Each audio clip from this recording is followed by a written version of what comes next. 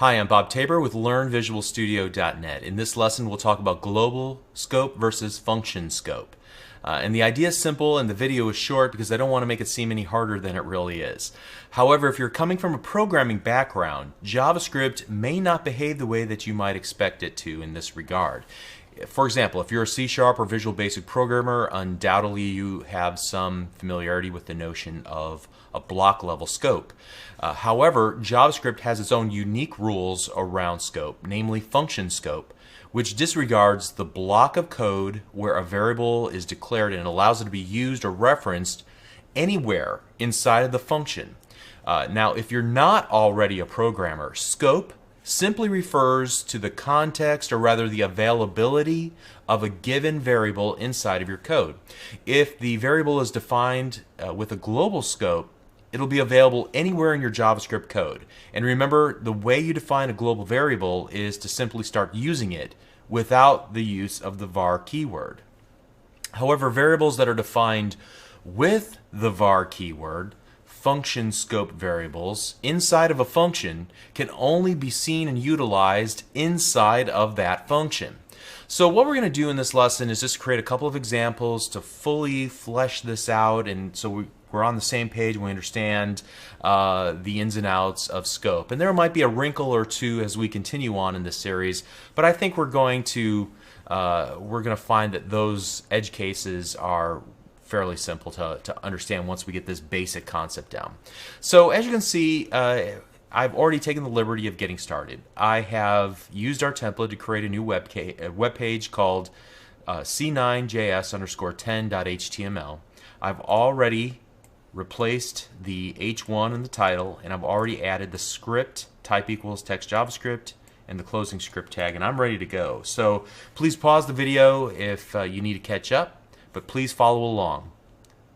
All right, I'm going to assume you're ready to go. So the first thing that we need to do is debunk the notion of block scope in JavaScript. So the easiest way that I can figure out to demonstrate this is to create a block, a simple block like the if statement.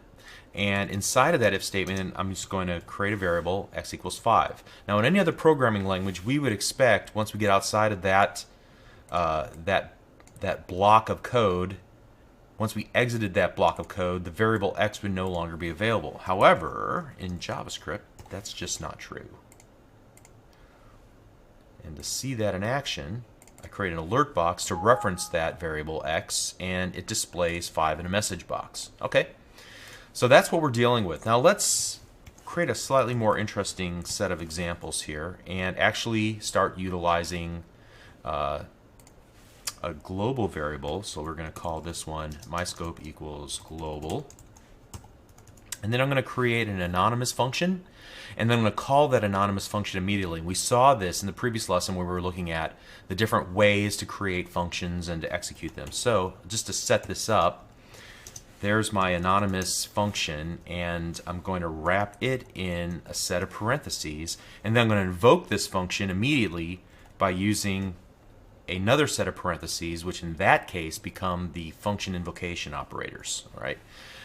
So then inside of this, what I want to do, first of all, is just let's alert and show the global scope. So inside the function, the scope is my scope. And then outside of the function, we'll do the same thing, except outside the function, the scope is my scope. Great. All right, so let's see what happens. All right, so inside the function, the scope is global, and outside the function, the scope is global. And that makes sense, right? Because we're dealing with a global variable, define it without the var keyword, and so it's available anywhere within our code. So now let's do this. I'm going to comment that out for the moment and not even reference it. Inside, I'm going to create a var my scope equals function, and then we're going to see if we can see that variable outside of the scope of the function. inside the function, the scope is function, and then we don't get a second alert box. And the reason is because my scope at this point is undefined. Therefore, this whole line of code is ignored by JavaScript because you can't append undefined to a string. There's no way to convert it. Two different types, I guess you would say. All right, so I guess that makes sense, right? Now let's do something else here. Let's uncomment out these the original declaration of my scope, the global declaration. Will we see the overwriting of my scope once we get down here back to the global scope? Let's see what happens.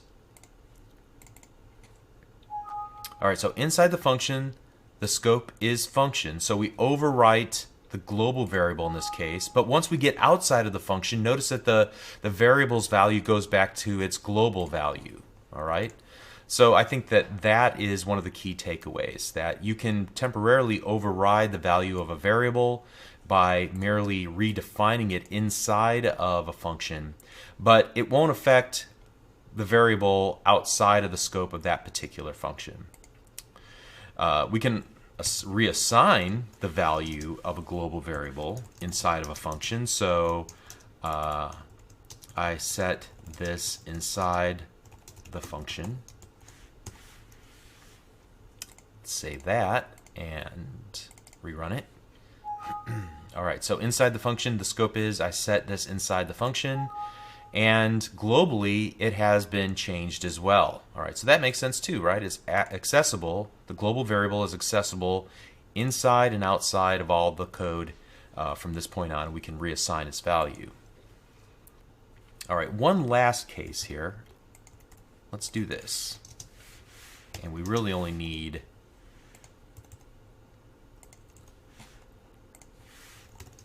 this. And this is just an extension of how we started this whole discussion.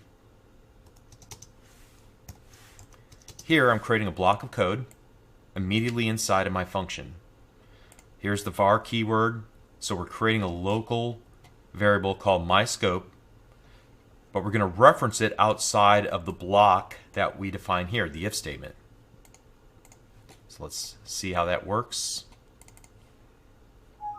And so once again, proving that block scope is irrelevant, even though it's defined inside of the if statement. What happens is this process called hoisting, where JavaScript will look through the body of your code and it will hoist any variable declarations to the top of the function. So it'll make it available throughout the entire function. All right, and you can learn more about hoisting and the process of that in a more advanced video series, or many articles online. Okay, one last little tidbit of information. We haven't really talked about the document object model yet, but all variables that are defined at a global scope belong to the document object model window, which is the topmost object inside of the document object model. So we can do something like this. Let's do that. Let's get rid of everything inside here for the moment. Let's start afresh. All we have available right now is myScope equals global, and I'll go to the very bottom of this example and type in alert window dot myScope. So window owns myScope, or we're going to test it anyway, and we're going to access the window object's myScope property or value. And let's see what we get if this actually indeed works. And it does.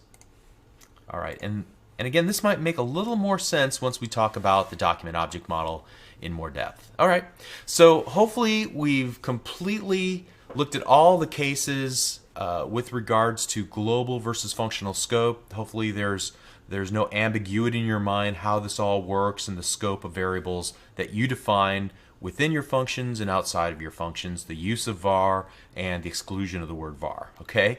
All right, so let's continue on. You're doing great. We'll see you in the next lesson. Thank you.